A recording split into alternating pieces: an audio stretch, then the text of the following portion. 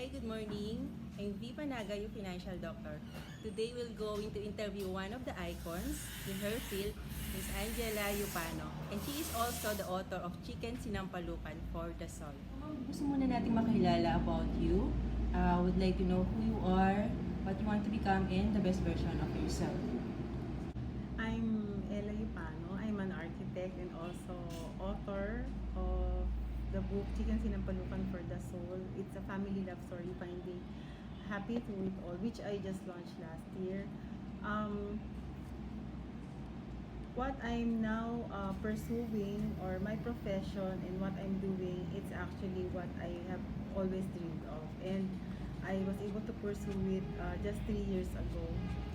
And every day is really an opportunity to be better than yesterday. So it's really a continuous process. Yes. So, ma'am, what skills would you like to develop for work or for personal satisfaction? First is, it really depends on what you want to become. And the first thing I did was to really list down my goals. First, I would like to be a developer. As an architect, I would like to be a developer in the near future. And as an author, I would like to be a motivational speaker and a happiness coach. So from those goals, I aligned all the skills that I needed to learn. So as a developer, I'm educating myself on how it would be possible by connecting to people or to architects expert in the field of designing and construction. And as motivational speaker, I joined the Toastmaster. I also would like to be a certified coach. And I also learned from my new friends who are already living their dream as a coach and speaker. So it is important to be with people who yourself. And what is your biggest roadblock, struggle in achieving your goal, and how did you overcome it? So the first thing that you really need to know and to discover is your greatest fear. There are times that you don't want to start doing something because of fear, but it turns out you don't even know what is your fear. So actually, I discovered later that my fear is starting to do something that requires a lot of work. Okay. I'm afraid of big tasks I see. because I don't know where to start. Okay. And I don't have the patience before. So by embracing that and trusting the process that the things we are dreaming of will not be achieved overnight, and by accepting that, I was able to start doing small tasks at a time, leading to my big dreams. So, ma'am, ano yung pinaka-recent accomplishment mo that make you feel proud and successful? My recent accomplishment is that I was able to finish my book and launched it November of last year. And then I've already started guesting in podcasts and also TV interviews. Yes. And I grab opportunities to speak. I see. Like in ABS-CBN invited me to be one of the inspirational speakers for their happy news, and also one of the mommies who shared the story in Story Nights Manila. Focus is about happiness? about moms. About moms. So, being a person na ayun, marami ka ng mga success stories, ano yung pinaka-thankful ka?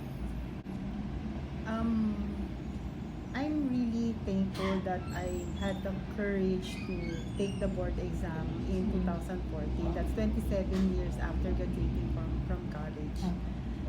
So because I know my why. Yung biggest why? Yeah, I want to pursue a profession that I will be happy about. Yes. And I don't want to waste my life just existing. So, may impact ka talaga dito. Yes, I would like to make a difference in other people's lives through my profession as an architect, through my book, and through my journey as a mom, as a professional, and as a mom, as a professional, as an entrepreneur. Okay, nice. So, ma'am, how do you want to be remembered as a person?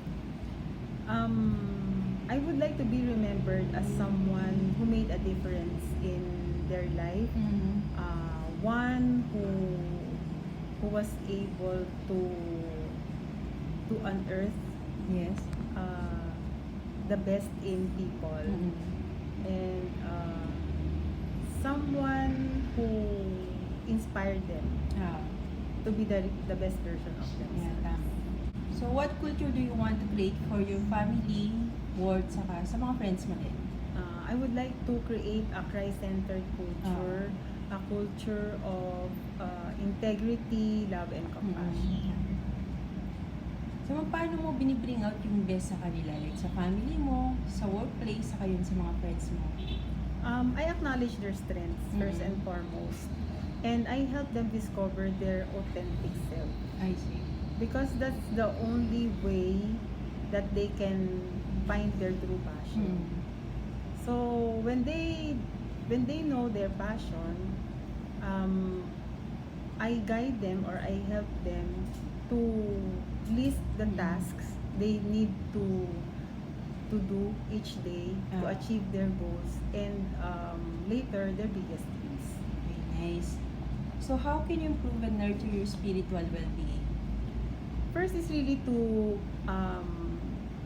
be involved in a community. So I joined the Feast Marikina Blue Whale group. I contribute in their bulletin ministry by writing articles that can inspire, and also be of help to people who may need it. So, ma'am, paano nyo na-secure yung future family financial needs? And then, how do you teach your loved ones to become self-sufficient? First and foremost, I tell them to really save money. Because that's the only way you can even start investing, or start a business later, or fund whatever is your dream in the future.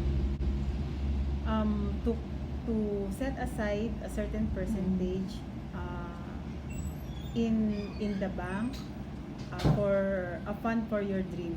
So whatever is that dream, and also to really manage your finances, to list down everything in paper, and to control your expenses, and to set aside a certain percentage for savings, emergency fund, for investment.